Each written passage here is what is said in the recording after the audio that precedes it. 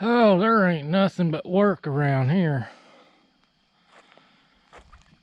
I didn't do all this wood. I did purchase some, but I had a big oak blow down, and I don't think I'm gonna tackle this. There is just too many knots in that dude. I had enough trouble with the smaller knots, and it had wire in it. See the wire sticking up out of that. All this around the edge we did today. But tennis balls are to keep the tarp from getting holes tore in it by those T-posts.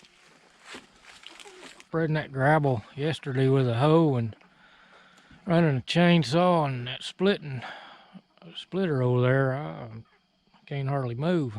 My neck and shoulders are wore out. But, I'll get some more tennis balls, cover some more of those T-posts, and put a tarp on it. Well, I decided I'm going to go ahead and cut this rest of this log up, even though it's going to be a lot of knots in it.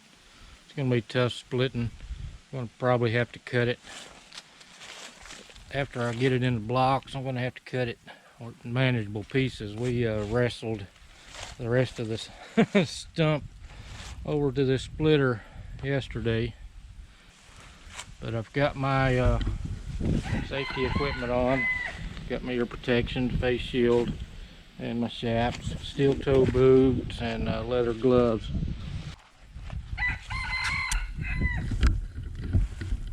This is, like I said, a tree that was blown over a couple of years ago by a storm, and it's pretty dry, so it's going to be a hard cut. Make sure your chainsaw is in good operating condition.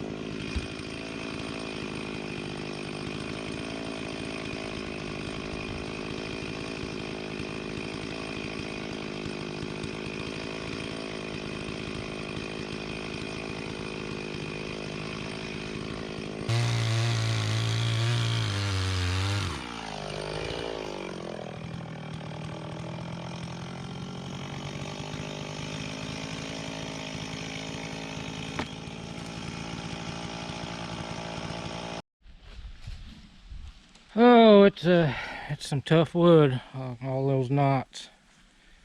But I got 1, 2, 3, 4, 5, 6, 7 more quarters.